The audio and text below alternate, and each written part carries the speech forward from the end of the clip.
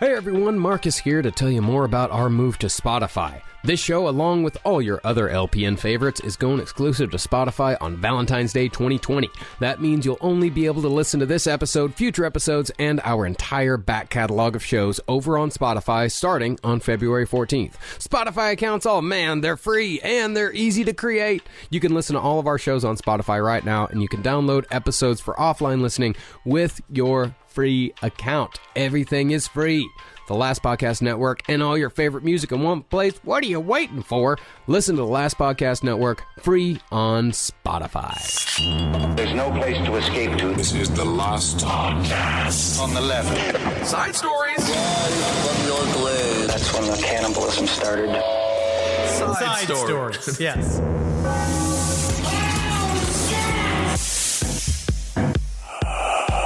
Goosh, Super Bowl. Yeah, man, this is our Super Bowl edition of Side Stories. Ooh, Yeah. go. Who was in the Super Bowl? Henry, who was in the Super Bowl? I saw the Kansas City Chieftains play the San Francisco 69ers. Whoa. Who are you? You woke up on the wrong side of the floor today. I'll tell you that much. Yep, I did. I woke up on the wet side. Indeed. I need to just this is my warm up for today. I got to get warmed up today. I want to be entertaining for the people. Okay. I want them to feel good.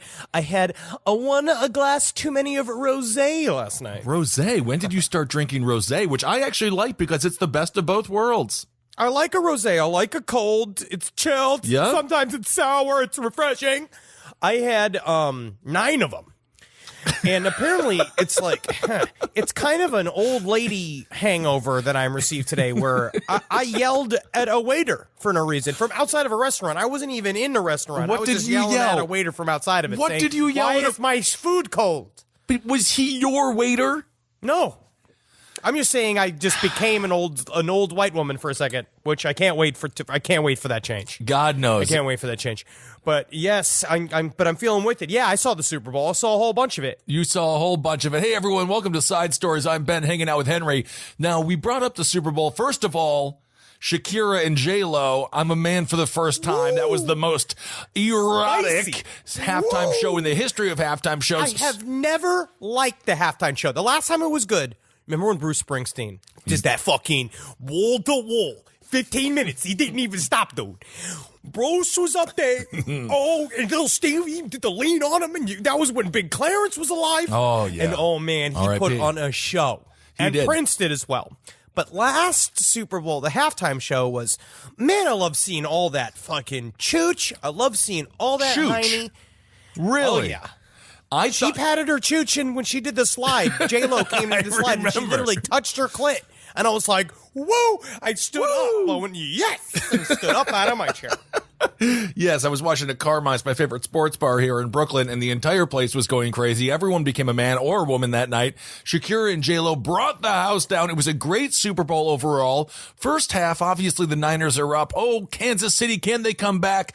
And Is for this a some sports reason, podcast? Is no, this a Henry, description no. of the game? What I'm setting up is your failure. So all of a sudden, second half starts. Right, we're still riding high. J-Lo, Shakira, shaking their butts. My brain is I feel like, even if I wasn't drinking alcohol, I couldn't drive a car. My brain was that discombobulated. There's about 5 minutes left in the game.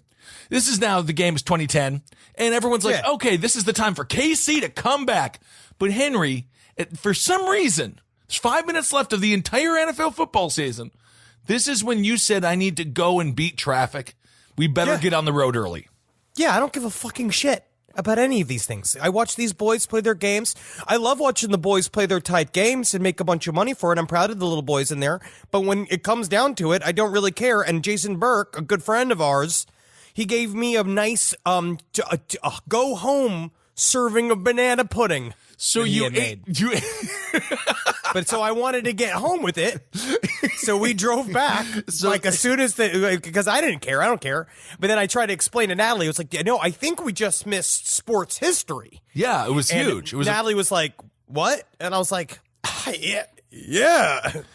Wow. So you got banana pudding and you were so in love with the banana pudding you couldn't eat it in public. Yeah, no, I consume it. Well, that's my whole thing. I do this a lot now, and I was spotted the other day. Someone saw me again when I go to this grocery store or when I go out to parties. Sometimes I get so hungry, I get so riled up hungry that I go to a hot bar or whatever the grocery store is, and I get a couple of drumsticks, either the barbecue chicken, whatever is in there. I get that, and I just eat it in a car, or I eat it immediately as soon as everything's done. And I did the same thing with that banana pudding. You have a home, but I'm hungry now. Okay.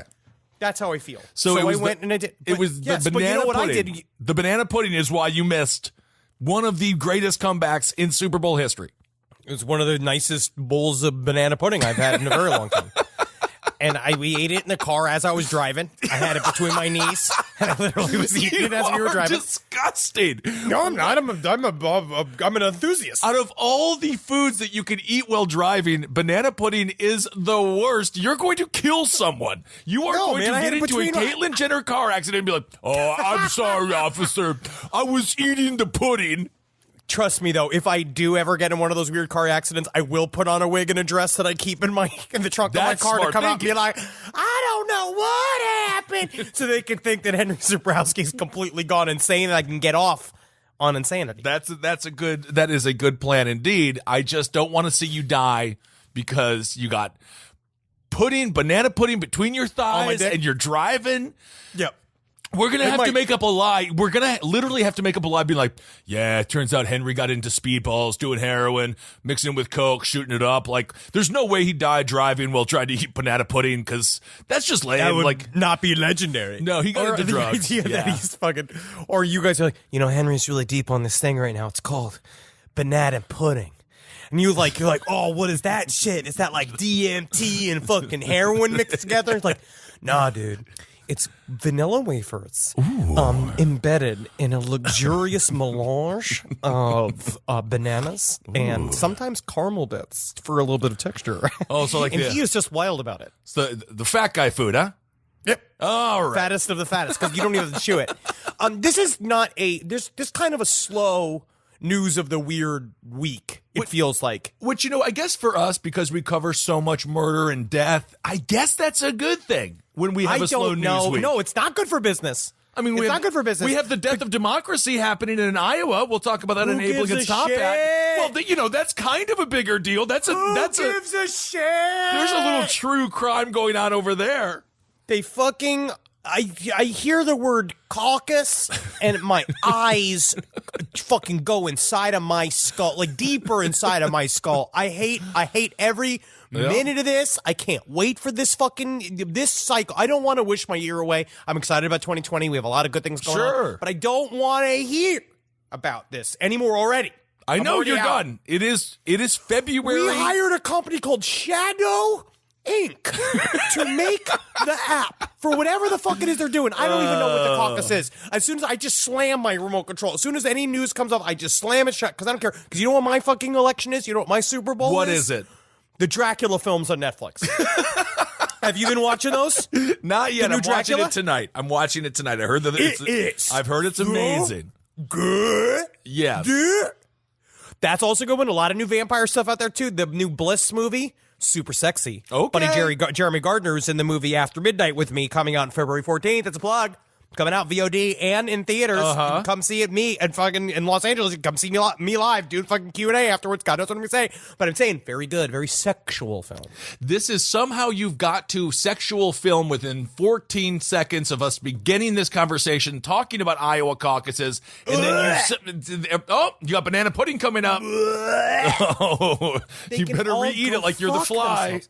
They can all go fuck themselves. Why are we in Iowa? Who cares? I mean, I love our Des Moines listeners. Des Moines a beautiful But how town. are they telling us all what to do? They should not give boomers new tech. That's the one thing we know for sure. We will talk in depth about that. And is there some conspiracy? Indeed there is, because Robbie Mook, the man behind Hillary's campaign, it was his buddies, it's his company with the app. The whole thing is it's shrouded in mystery. But we did mention, obviously, R.I.P. Kobe, still extremely sad, even sadder now knowing all the other people all that passed. the buses in L.A. now have the R.I.P. Kobe on the, like, it is a massive loss in this city. They're still feeling it. Of course, man, and they will for a long ass time. But Henry, you were telling me, speaking of Hillary Clinton and Kobe, buddy. evidently I don't even know where you She's in play. I don't know where you find this stuff, but how did Hillary kill Kobe? And I'm just going to say that sentence and let it sit there, and people can be like, what? Well, this comes from Right Wing Watch. Oh, so it's got to be accurate. It's got to be accurate. This guy, he's just asking questions. A guy named Christopher McDonald. He's just asking questions, and he said, and he wants to say straight up, he's like, "No, this is the only wild conspiracy theory I'm ever going to toss out there on this program." McDonald laughably asserted. This comes from the Friendly Atheist .pathos. Okay. And he says, "I normally don't do this, but this is just a food for thought question." We all know that it's pretty much a given that Mrs. HRC is a witch.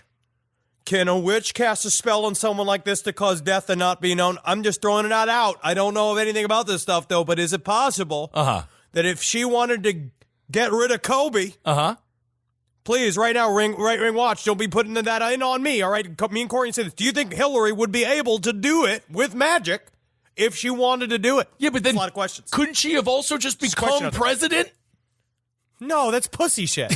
She killed Kobe. Somehow she killed Kobe, but was just like, I'm not going to use my witch powers to have the one thing that I want.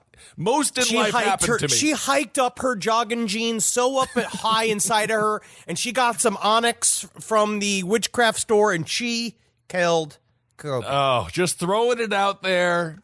Oh my goodness, wouldn't be the first time. It just seems that it's not real. Yeah, but there's a lot of people. There's a lot of people because it's a senseless loss, right? Of course, it's a thing that feels absolutely that shows that the world is, unfortunately, quite often just a spider web of total chaos. Yep. But that's actually the opposite. Because spider webs are very organized. It's chaos. It's just the idea that there's not necessarily many daddies out there making sure that everything happens to some sort of Illuminati-esque wing.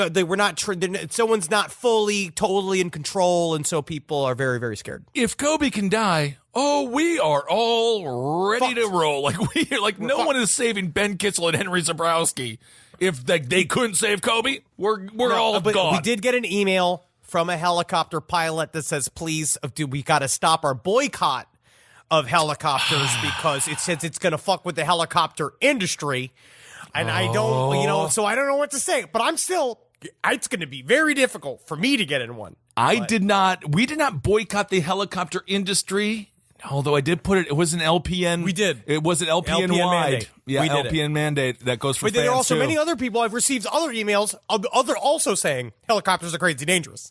So it's all out there, but I don't want to harp on it too much. Just understand, when you get on a helicopter ride, just call everybody and tell them you love them first. I know that's it's gonna be dour because a lot of times helicopter rides are fun. The whole point is that it's fucking you're either in there with a bunch of hot chicks or you're shooting a bunch of wolves with assault rifles. Well, that's not I know nice. that you're about to have fun. Yeah, but just know a somber moment. Understand that you never know when the sky's going to pluck you out of there. You never know. You could be shooting wolves from a helicopter like the beginning of the great film The Thing. Turns out that's not a wolf at all. Now you've angered an entity that is going to end up killing you and your entire research team. Nonetheless, just be careful up there. And you're right. For that one helicopter pilot, support him. But my rule is support your local helicopter pilot. No more than 8 feet off the ground. How much hover? You know what you do? Make a little city out of Legos. Go 8 feet up.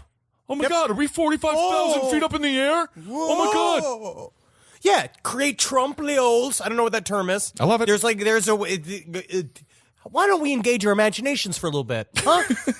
That's my everybody wants the real thing. The only they want to see all this stuff. It's just engage your imagination for a second and see how far you'll get. Because a book will take you anywhere. The only thing that I can imagine right now is that banana pudding splashing against your windshield as you curse at someone and you get rear-ended. Oh my God! Just cut to you licking it off the windshield. Be like, it's really good banana pudding, though. One last little dollop of cream before I go. Very Meanwhile, Natalie's perfectly fine, just being like, don't you want to say goodbye to your wife? Now you want to kiss your wife? I'm like, just show me your boob. Show me your boobies one last time, my sweet. What a lucky lady. You know, what a luck. I just imagine if she was sprung with romance and she was like, let's do something wild in the car today. And then she goes to maybe try to touch, you in your intimate parts. And all of a sudden she's like, What is that? Are you holding? Oh, baby. Oh, I'm sorry. You hit my pudding vat. We were talking about doing a thing just called pudding or pud with Henry Zabrowski, and it's just me doing news stories while eating various vats of pudding. There's a show in there. There is a show in there. There's more of a show in there than there is a show in here. Speaking of news, we should get to some stories because they do exist this week. This comes from Fox 8. Missing Burlington woman believed to be dead after entering dumpster, not exiting before it was serviced, police say. Burlington, North Carolina.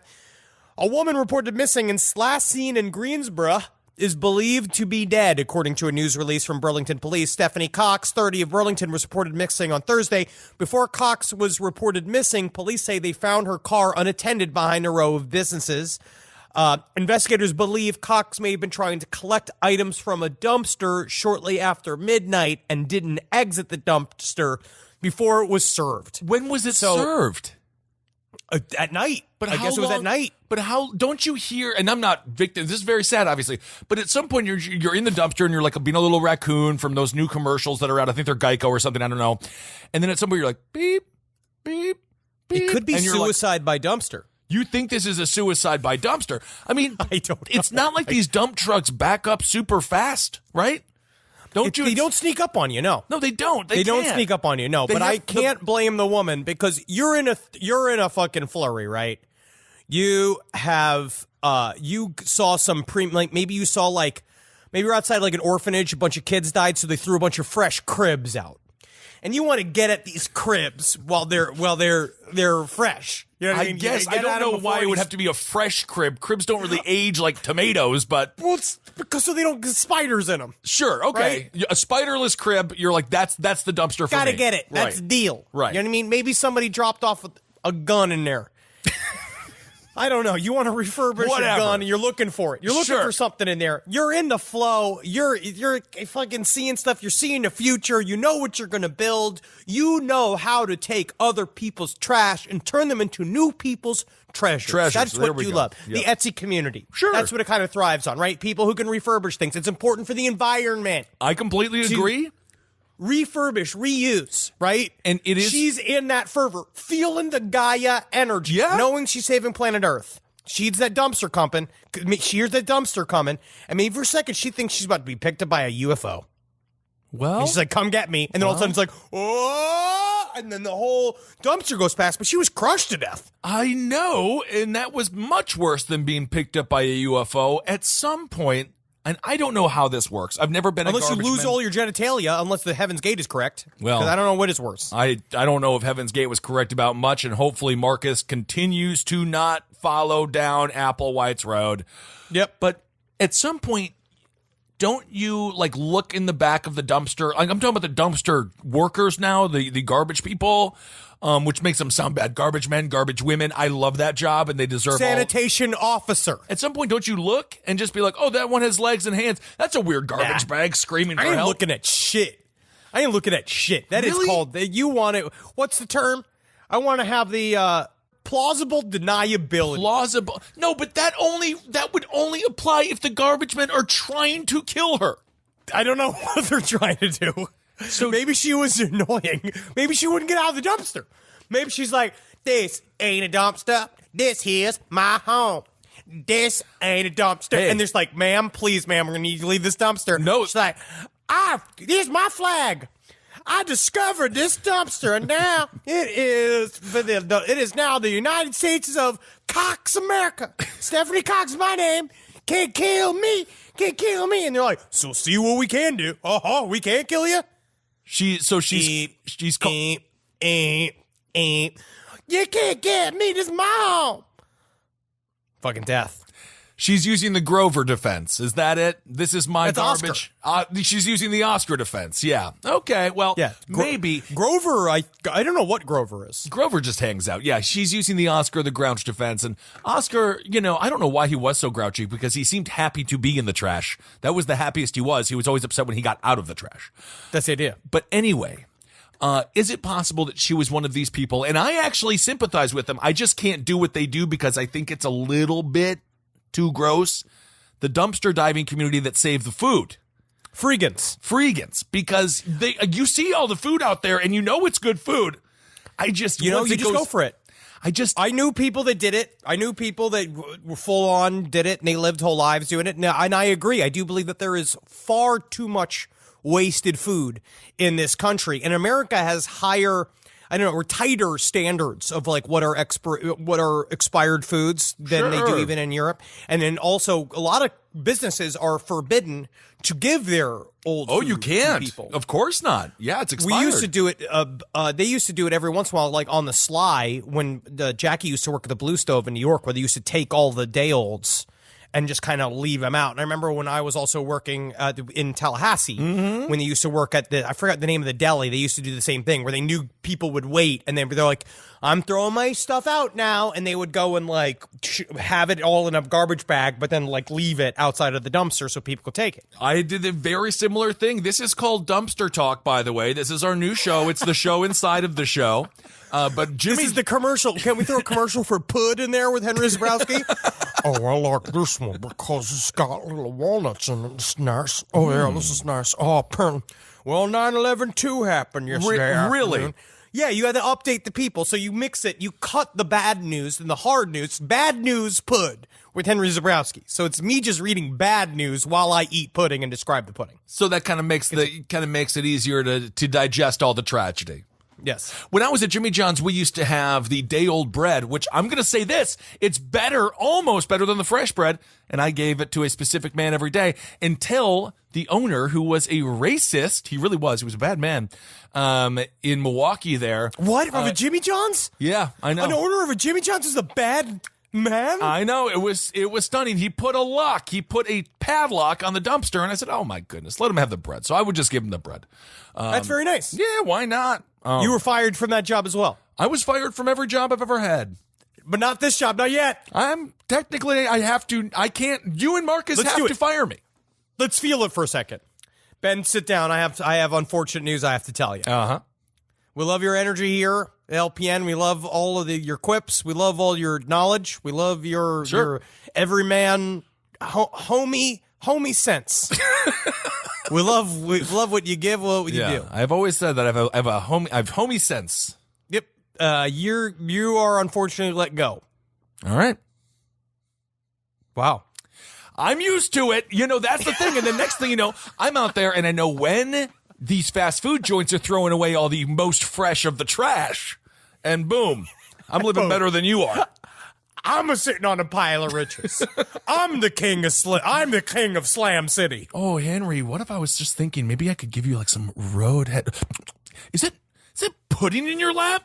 Baby, you didn't let me know before I got my pudding out of my pudding curve. You are so... Because by then I'll have developed little grooves in my inner thighs where my pudding can go. I cannot believe you missed the final 5 minutes of Super Bowl action so you could drive home to eat pudding well in the car driving home.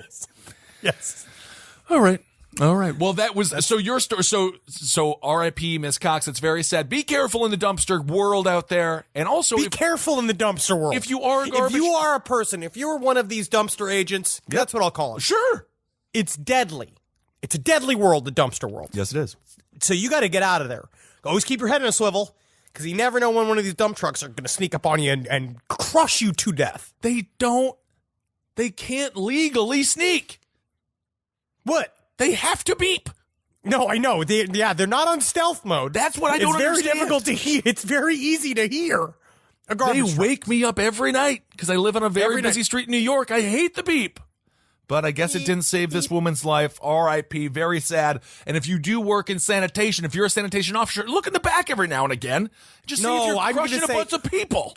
That's not your job. Your job is to get those baskets. You got to get the shit off the street. You know that. You know your real job. I guess so. All right. We should be allowed to hide things in the garbage if we have to. That's what. Oh my goodness. Bob Burdella just threw everything. Oh, look. Now I'm understanding your point, because if you're the garbage man on the Bob Burdella route, all of a sudden you're looking at human fans. You're implicated human now, hands. Bro. Yeah, now you have to do something. It does make your day a lot more. You have to do something. You have to stop your whole day, and you're not getting paid for that shit. I get it. I don't know how it works. I don't think it's by bag, but you have to stay on your route.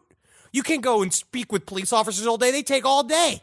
Yeah, that garbage ain't gonna pick up itself. I agree. Nah, dude, and I wish it could, but then you know what? I don't. Again, I'm sorry for everything. You know what? Because I want our sanitation officers to stay employed. That's that's very nice. I do too, because they get good benefits. All right. Well, speaking of someone, they're great in a sack. I don't know about that. I've never kissed a sanitation officer. I haven't been lucky enough yet, but one day my Uncle Butch was one. Really? Yep. Oh my, the uncle that taught you how to eat pudding while driving. So this story. Have you ever met Puddin'? Man, she's a real firecracker. I'm sure she is. I hear she likes to dumpster dive. So this is a story. So in 1979, this is a story here. This is an update, because we got an update here.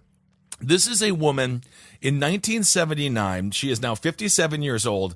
When Brenda Spencer was 16, she shot up an elementary school from a window in her home, leaving 2 people dead and 9 more injured. Okay. Mm-hmm. Now this woman is 57 years old. She's in a California prison, and she is officially was inducted to, Henry, wait for it. Yes. The Golden Girls Club.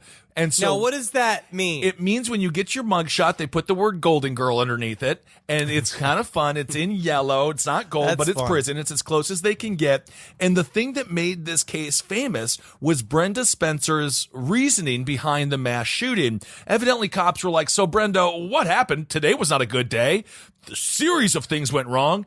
And she just said, quote, I just don't like Mondays. I did this because it's a way to cheer up the day. And Henry, perhaps you can do that in a greater accent. I just don't like Mondays. I did this because it's a way to cheer up the day. I just don't like Mondays. It's just a way to cheer up the day. And now she's a Golden Girl. Oh, that's amazing. Indeed. So the incident. Good. So, but she killed 2 children. Yeah, injured 9. This woman, and she obviously has not aged gracefully. You can't really do that in prison. I mean, some people look great after years in prison because you can work out. Okay. All right. I'm going to give it to you. I don't know. I'll throw that your way. I don't think it makes people look better because you don't get any sunlight and then the constant threat of being abused and then, just being in prison. It's stressful. Yeah. We got to make it work for you. I was listening to a thing yesterday that they said the idea has been like, don't serve time. Let the time serve you. No, that's opposite.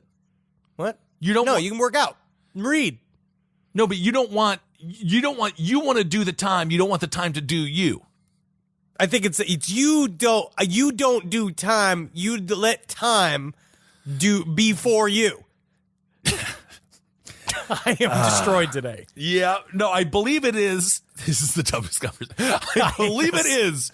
You do the time. You are in charge of time. You don't let time do you. Don't just serve time. Let time serve you. It's like Wall Street. It's like the market. Let your money work for you. So this incident, Bob Geldof, you know Bob Geldof, right? The dude who sang all of those, like he benefited musically off of every single tragedy of all time. Like Bob Geldof, he's the one who did like all of the fundraiser festivals that everyone's like, where's the money, yes. Bob? And Bob is like, I don't know where the money went because you can't cure AIDS through music because it takes science and medicine to cure AIDS. I wish it could. Oh my God, it would be amazing. Could. Yeah, it would be great. Certain music probably causes AIDS. You know what? You got to have fun. Bob Geldof, he heard this story about how this woman doesn't like Mondays, so she shot and killed 2 kids, injuring 9 others. And he said, time for me to write another song. So he wrote a #1 hit song in the UK, and it was entitled I Don't Like Mondays by the Boomtown Rats, which was released just weeks after the shooting.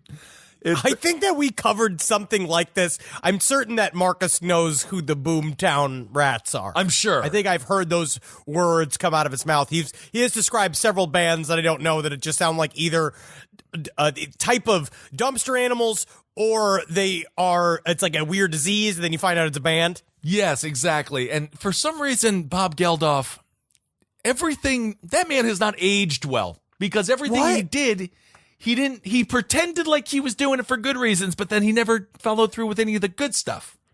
Yeah. Yeah. So Spencer, now 57, she is part of 1,800 other prisoners in the facility in Riverside County, California. This gives them a few more privileges, and now she is officially a golden girl, and she held up her sign, and she was very happy, and it was nice for her to be a golden girl, despite the fact that all the children she killed obviously never will be. And you just have to be a good prisoner. And I guess she was, because she's a golden girl, she is now entitled to possession of, get this, Henry, 2 state pillows, 3 blankets, 2 mattresses, and this is true, first dibs on the coveted bottom bunk if the inmate so chooses.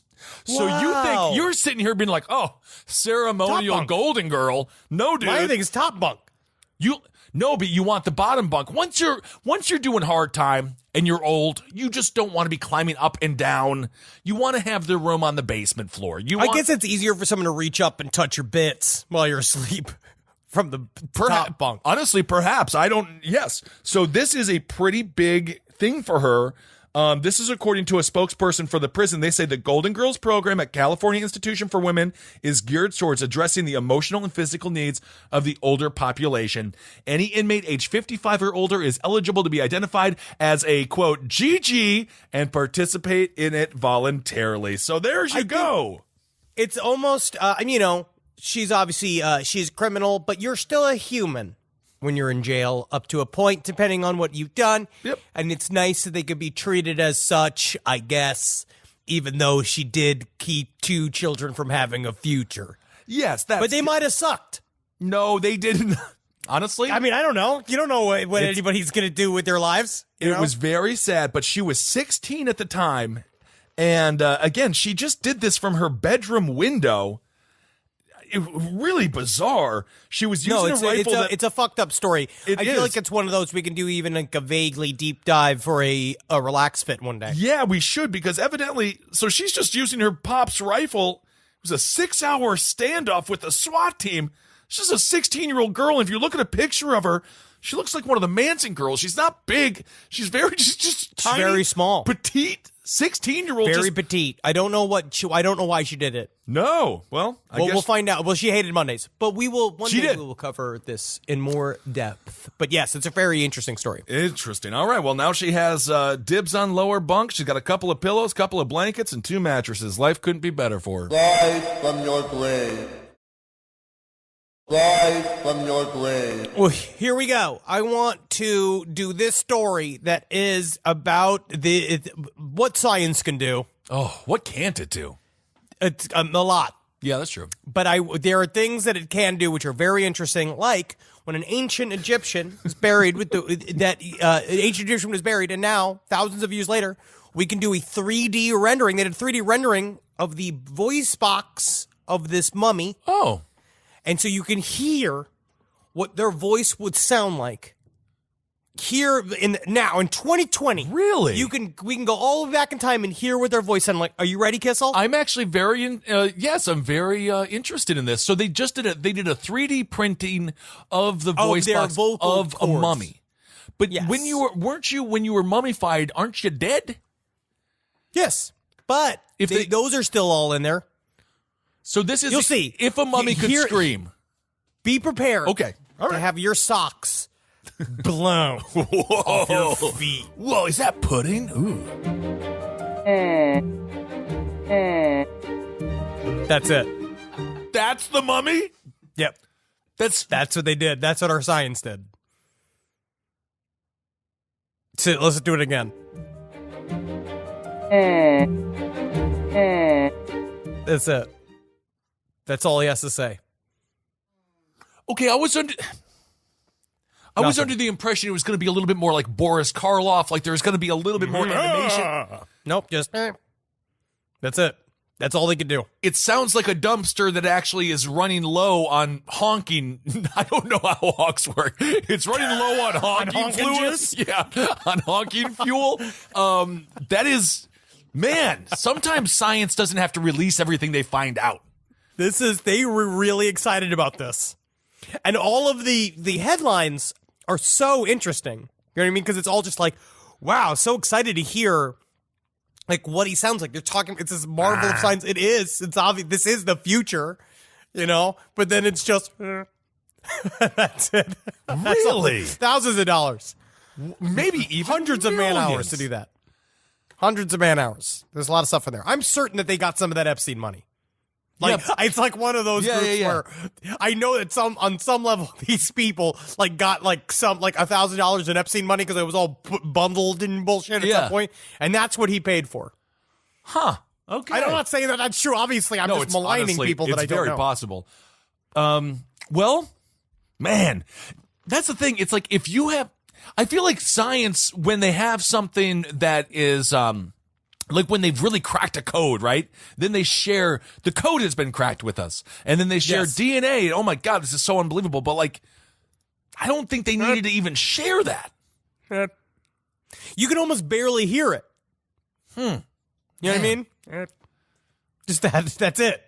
Kind of shatters your idea of everything that you thought about maybe a mummy could do, like what it could do. Is it magical? Is it spiritual? Like, the powers that it could contain within it. Essentially just logs. They're just logs. Yeah, mummies can be, you used to use them for fuel all the time. Yeah, we learned that when we were in London. Thanks for, oh my goodness, the wonderful woman who gave us the very personal tour of the London Museum. We got a wonderful personalized tour from the Instagram handle at Dawn of Antiquity. Yes. And she did a great job. Taking us through the death and burial sections at the British Museum. Yes, we saw a lot of bog people, and they were around for like thousands and thousands of years, and you could still like look at their fingernails and stuff. It was so cool. Yeah, they were very thin by then. But I guess we didn't need to know what they sound like because it's just that. That's it. It's all history, man. Yeah, man. You wonder why there's a hard time getting people going for science sometimes. Yeah, although there shouldn't. But that's why. I mean, but it can't all be flashy. I will put that out there too. It can't all just be flashy. No, like you have to be able to absorb some of the boring science as well, because the boring science is the stuff that's going to save our lives one day, and technically, or the planet. This isn't even boring science. It is exciting. It's just it's an exciting idea. Really, it's the mummy's fault. The mummy just didn't show up to perform. It was needed more stuff to say. Yeah. It's like, come on, mummy. You have been silent for thousands of years. Say something. Here you go. But at least it wasn't something in like, the Jews were warned about 9/11. What in the world? What in the world? All right. Shut up, mummy. Shut up, mummy. Okay, well, let's do Hero of the Week before we get to some listener emails. What do you think, Henry? Yeah. All right, let's do this week's Hero of the Week. Hero of the Week. Hero of the Week. Hero of the Week. Hero of the Week. This story is a strange one. So this is a kid. The kid's name is Hunter Wart. His last name is Wart. He's 19 years old. So he spent a year, like all 19-year-olds, he was mowing lawns, he was he was doing scrap metal, he was finding scrap metal and things like that, selling that. He raised $10,000, and like every 19-year-old, he had a goal in mind. Maybe he wanted to go to college, space camp. Maybe he was like, I'm gonna go to the Super Bowl with this. No. He's gonna get the new Strat. Or one of those. He's going to get a crazy guitar or some shit. Yeah, really live a 19-year-old's dream. No, that's not what Hunter Wart had in mind. He invested this He invested this $10,000 in a newborn baby drop-off box. I don't know why it was $10,000, but it is. Okay, it's just a box. It's just a box, and in this box again, it is for unwanted newborn babies. I don't know where this guy got the idea. I don't know what child trauma happened to him to even have this cross his 19-year-old mind when he should be watching Shakira and J-Lo at the halftime show on loop and just doing God knows what with his own kind of pudding. Yep. So he put this outside of a firehouse, and a year later, a baby showed up. So the students' So this is a hero story. This is the hero So this is a hero story. So he put a box and out in front of a fire department. That's it. And then somebody just left a baby inside of it. I know we're gonna get mail that people are gonna say there's obviously much more involved than just a cardboard box that says "Leave your baby here" on here. Well, it really isn't that much more. What you have to do is you have to get a lot of licenses, which I would assume that he paid for. Okay. So the whole thing, it says Yes. Indiana Safe Haven baby box, right? And there's a little bed in there, and then they have a crisis hotline. You know, it's more than just your typical, box. It's not just like a casket. No, it's not. It's not a casket. It's not It's just the opposite of a casket. A crate. It is. It's not a crate that you literally just leave a human child in. Garfield is not mailing normal to Abu Dhabi in this box. This box is relatively nice. So, his mom Relatively nice. was got a pillow in it. Yeah, it does. Okay. His mom, Julia, said it was a lot of hard work, a lot of blood, sweat, and tears. Wart spent a lot of time collecting metal, which his mom said helped him shuttle to the scrapyard.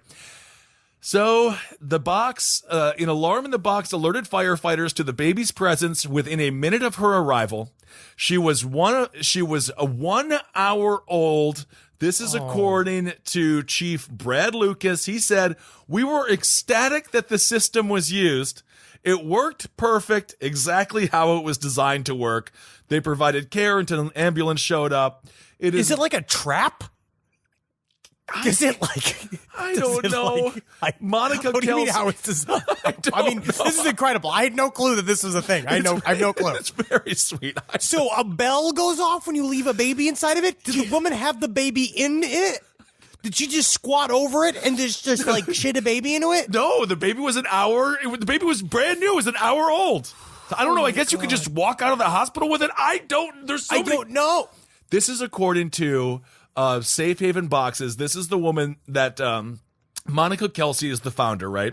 And Monica Kelsey, this is what Kelsey told CNN. She said, "These babies were left in trash cans and dumpsters. One was left at the door of a hospital. That baby had frozen to death before he was found. But this little girl in Seymour is going to be growing up knowing how much her birth mom loved her, just like I did." So that's very good.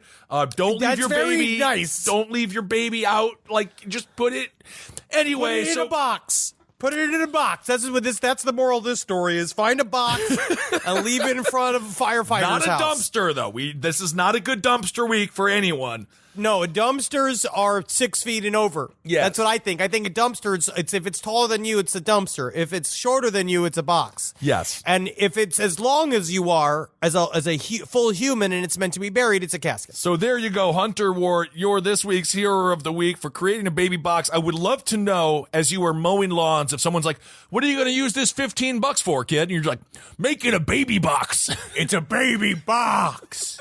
They never get out again. You're like, okay, cool. Please just Leave the keep lawnmower in mowing. the shed. Yeah, thank you. Bye. Thank you. So there you All right. go. Build a box That is- and they will come. I guess he is a hero. So that is good. You So got here one. we go. I mean, it does sound a little bit like fishing. You know, like when does. you're ice fishing It and does you sound just kind like of bait wait. for a pedophile. It's just like, and then a lid's gonna fall down the top of it. Oh. When you go to get it. All right. So I have some longer viewer letters that I'm excited to read. Okay. They're not viewer. I keep saying viewer. I mean, maybe they're looking at your face on YouTube or I something. think they're following me home. They're watching me from across the street. Then you are a viewer, and please leave my family alone. But keep listening if you would. Thank but don't you. watch me. No. If you must. Not, don't. Although now Here we that go. they know that you're on this pudding kick, they might need to see what that looks like in real life. Bring me some pudding and you'll see a smile on a man's face. So here we go. This comes from Jay. It was 2010. I was in junior year of high school and had just spent the evening with my then boyfriend, Kay. It was getting pretty late, so he had to drive me home on the other side of town. This is northwest New Jersey, lots of dense forests, farms. My house is on the outskirts of town, right up against where the thicker woods began. We were driving along the windy road leading out of town and towards my house when I saw it, whatever it was. Under the illumination of one of the few streetlights and just out of reach of the headlights of the car, some sort of large creature scurried across the road. Living all over northern Jersey my entire life, I knew what deer and bears looked like, and this was not one of them. It ran on all fours, but its gangly limbs were disproportionate to its body. The way it moved could only be described as if it were a man running on his hands and feet, but it moved much too fast to possibly be that. It was too dark to make out any features on whatever it was, and before headlights reached, it had already scampered off into the tree line and disappeared. I didn't say anything at first.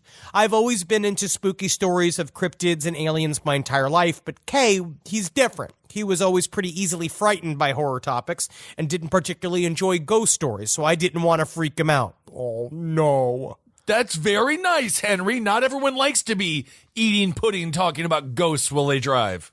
Well, it's hard to be close to me then if you're not one of those people. That's why they're not. We pulled into my driveway and sat there in silence for a moment. I honestly didn't want to get out of the car as my yard is surrounded by the same woods I saw whatever it was running off into. Now, without even turning to me, Kay said, "Did you see that thing?" After that night, we never spoke of the weird creature again. It freaked us both out pretty bad, and we both wanted to try to forget about it. Eventually, we had broken up, gone off to separate colleges, and lost touch. I stayed in Jersey, and it was a few years later that we reconnected, and we have been kind of long-distance friends since. Recently, I thought of that creature again. I still remember the night clearly, but my memory can be strange. I thought maybe it was just remembering what I had wanted to see, so I reached out to Kay and I asked a simple question. Do you remember that weird thing we saw on the road? Without missing a beat, Kay described the exact scene from my memory down to every last detail of how it looked and moved. That it confirmed for me it definitely happened. How else could we both remember the same exact scene from nearly a decade ago? We witnessed it in detail and both of our own little bit of research into what the creature possibly could have been. And given the geographical location and the local native lands, it was possibly a Wendigo. Ooh. Because that's when things got really weird. And have been weird since. I've read in Native American folklore that creatures like this are essentially activated when you speak of them, similar to the theory of willing aliens and shit into reality. And I think that this is what happened.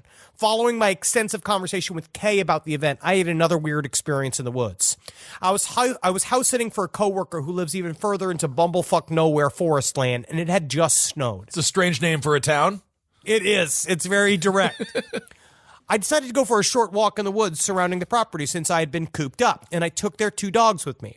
The dogs, however, did not want to leave the property and sat at the tree line. I should have seen this as a sign of something that was off, but I figured it was because they didn't want to be out in the snow. I walked on the path for a while. Now, if you've ever been in the middle of nowhere after a decent snowfall, you know how silent it can be. Yep. The woods were completely still, and I was happily taking in how peaceful it felt when what I can only describe as a goat screaming as it dies shattered the silence.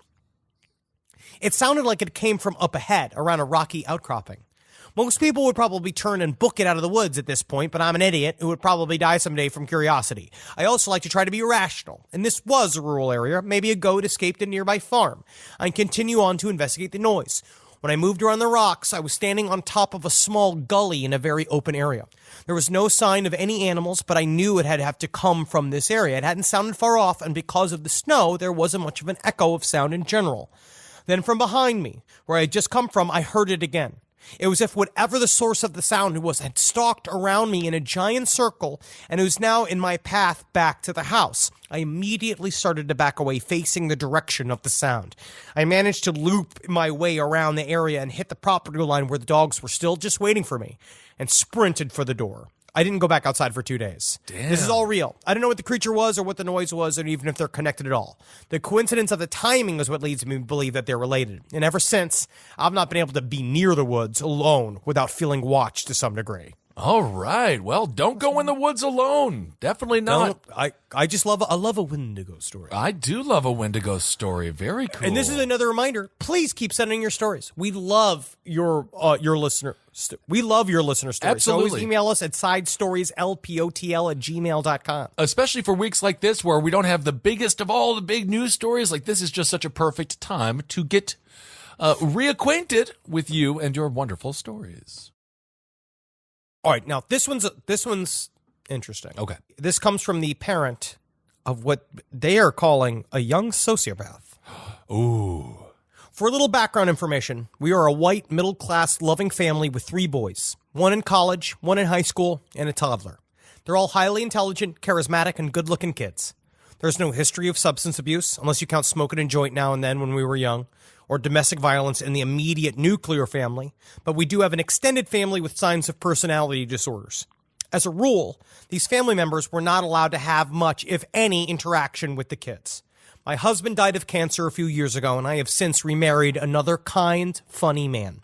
Our oldest son, S, is a funny, self-depreciating, sensitive, and highly empathetic. Our youngest so far is a happy little boy with an easy laugh and a personality that lights up the room. Our toddler, M, loves when his oldest brother comes home from college, and S is his favorite person. From what I can tell, the feeling is mutual. But then there's our middle son. Let's call him C. The signs were there for many years that C was not a normal child. He was serious and unemotional as a baby. By the time he was 5, he was randomly, wantonly violent, especially towards his quiet older brother and animals. I didn't think there was ever a full 5 minutes in their lives that S and C were able to get along, and by the time they were 4 and 6, we couldn't even leave them alone together. S always somehow ended up hurt. I'll be honest, at first, my husband and I were in full denial that this wasn't just a rambunctious streak that C would grow out of. Surely, it wasn't as bad as S said, waking up to him standing on his throat, trying to smother him with pillows. Ooh. Kids exaggerate, and there was always a lot of sibling rivalry, right? Nevertheless, when he began to have behavioral problems in kindergarten, we started seeking help from a therapist who initially diagnosed him with ADHD. We stayed in therapy trying to get help for his increasingly violent and manipulative behavior for the next 12 years. We went through diagnosis of oppositional defiance disorder, then conduct disorder, to the final admission that he has antisocial personality, but technically won't graduate to that diagnosis until he's 18. It's hard to paint a clear picture for you of what was going on in our lives as we sought help for our child. It sounds so unbelievable, like the plot of The Good Son or something. As a mother, I can't stress enough the stigma of saying that you are afraid your child will be the next school shooter or serial killer. It comes from everyone. No matter how you respond, you're crucified by others.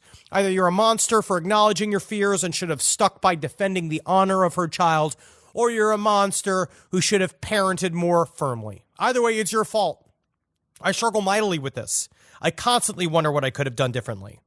And just in the end, I decided I have a responsibility to protect society from my son as much as I have a responsibility to protect my son.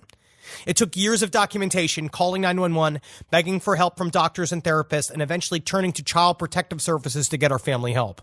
In the years we sought help, he stabbed others, choked his brother to unconsciousness, has stabbed and choked me, committed various thefts and fraud, started fires, injured and molested animals, destroyed countless properties. He does incidentally have the MacDonald triad and went the bed deep into his teens. Most disturbingly, he has the uncanny ability to flip on a dime when the police arrive to pretend that, thank God that they have arrived. His family is going nuts and accusing him of the most terrible things. No matter how many times the family sought help, no matter how many times photographs or recordings we have of events, he denies any wrongdoing. He even claims that S stabbed himself to get him in trouble, and this is all a plot against him. In the early years, C was a particularly adorable little boy with curly blonde hair and big blue eyes who was the top of his class. As an older teen, he is handsome, brilliant, charismatic young man with his pick of girlfriends, even in the psychiatric facilities and group homes where he has lived for the past several years while undergoing treatment. C has been arrested and released several times, and when he runs away from his placements, each time charming the judge and prosecution with his eloquence and apologies. He's been in psychiatric care for so long that he speaks the lingo with ease and is adept at manipulating the system to get extra privileges. At least until his psychiatrist tells the staff that that is a part of what he does. C has no empathy. He has stabbed and choked family members and not only has no remorse, but claims the evidence of it is staged. C likes to remind us that they can only keep him so long. There are protocols, and as long as he follows the rules, they will have to release him. And he's right. Sometime in the near future, they will have to release him from his latest psychiatric hospital. And soon he will be 18. And when that day comes, I will no longer have the authority to force him into treatment. I plan to change my name and phone number because I'm honestly afraid that his family will be his first victims. Until then, I fight every day to try to get him help and prevent the tragedy that I am almost certain is coming. I'm in a family support group for children with conduct disorder, and I can say empathetically that our story is one of the more successful ones. At least we were able to get resources for him. Most families are not that lucky. Damn. All right. Well, Damn, that dog. is That's scary. intense. That is, it's one of those emails where, yes, are we living a life without children? Yes. Do most of our friends that stayed in the hometowns that we come from have a bunch of kids? Sure. And maybe they look down at us. But then I hear stories like that, and I say, I'm happy Thank with you. I'll Puffin. stick to my chihuahuas. Yeah, I like dogs. I like my chihuahuas. Very interesting. All right, here's this. This is a lighter story. A few years ago, I was heavily into jiu-jitsu and trained 5 to 6 days out of the week. As you would expect, I found myself injured time to time. A broken toe here, a blackened eye there, a fingernail just up and going missing that became commonplace. There was, however, one injury in particular I'll never forget. I usually train during the evening classes, but I went to a morning class to clear out my evening for a date I had planned with this bartender that I had been hitting off with. I didn't know most of the people in the morning class, so I paired up with somebody close to my height and weight to drill a guard pass. Now, the guard is a neutral defense position in jiu-jitsu. For brevity's sake, it's pretty much just wrapping your legs around another dude, not letting him go. Hoist Gracie. Yeah, of course. What we were practicing was a way to break the legs open and slide your knee between them to allow yourself to move to the side of the person and gain in an advantageous position. He sent a clip, which is just boys being boys. No, I know. It's MMA stuff. Yeah. The Gracie family. Sure. Oh, yeah. We practiced this movement back and forth a few times slowly before giving each other resistance, making us move a little faster, apply a little bit more force.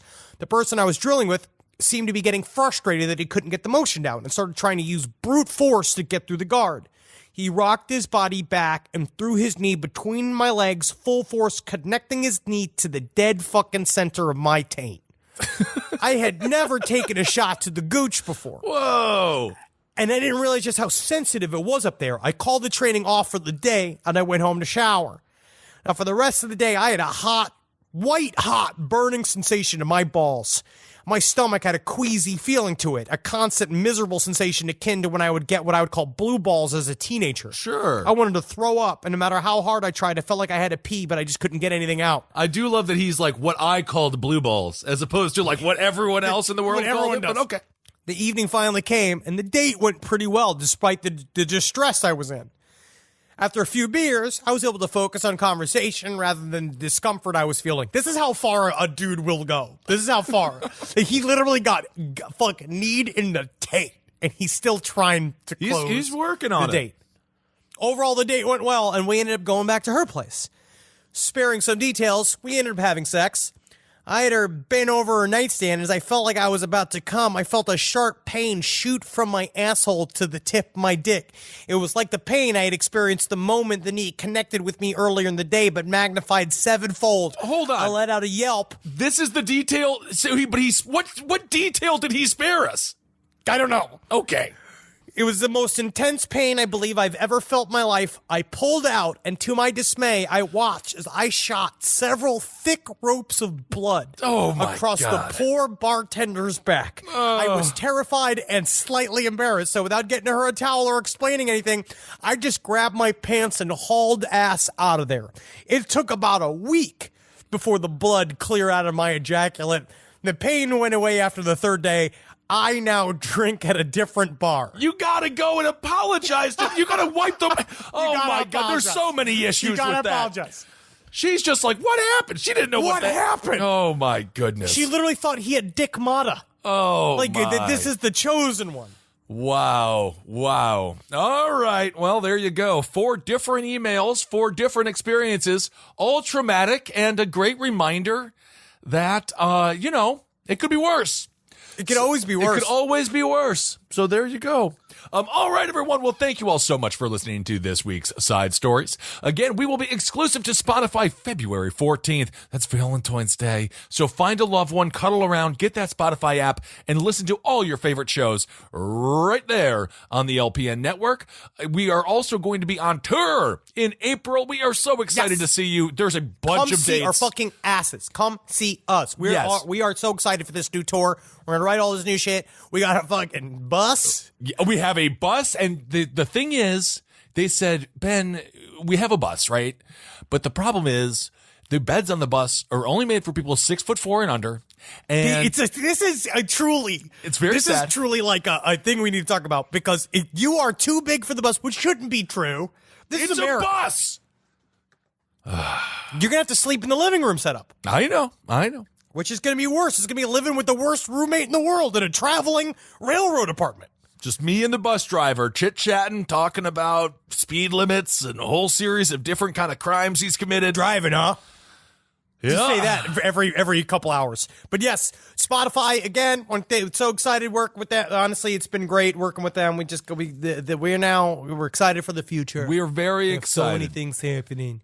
Get about there, buy the book, see us live, watch us strut and fret. Don't you want to see our bodies dance? Absolutely. It's very exciting. So, all right, everyone. Thank you all so much for listening. Keep on supporting all the shows here. Abling and Stop at Page 7, Whiz Brew, Movie Signs with the Mads. You know what to do. Support the LPN network. Every day. Live every day outside of the forest. You know what the hell's in the forest. Of course. So live in the cities. Okay. I mean, this is an advertisement for cities. Good. Try living in a city. That's what I'm going to start saying to people. But I guess we do have rural listeners. We love you. It's fine. It's fine that you're there. I'm sorry for everything. I love it. Then we laugh. Laugh like you're a man that just shot ropes of blood all over a woman. And you are just thankful you got it out. Because at least it's out of there. Okay. All right. It was going to come out at some point. Sure. And laugh the life of a man who's living a new life in a new bar, who's changed his name, who's saying whatever he wants to people, and he's super charming, and nobody knows the story of when you became the fucking... The bloody cum You became bandit? Spider-Man, but the Yeah. worst version of Spider-Man. Yeah, I don't know. Also, Nobody knows. It's not that. Because you're a new man in a new bar. Doesn't sound like it's that big of a town. It's probably just like right across the street. They will have heard about this. Whatever it is this will leak. Literally. All right, everyone. Oh, Thank you all so much for listening. Hail yourselves. Hail Satan. Magustalations. Hail me, girl. Be careful in the woods. Oh, also, Patreon, we got a great new interview coming out with Greg and Dana Newkirk from Hellier Season 2, so check out our Patreon. Yes. Let's go. Let's go. Eat that pudding. This show is made possible by listeners like you. Thanks to our ad sponsors, you can support our shows by supporting them. For more shows like the one you just listened to, go to lastpodcastnetwork.com.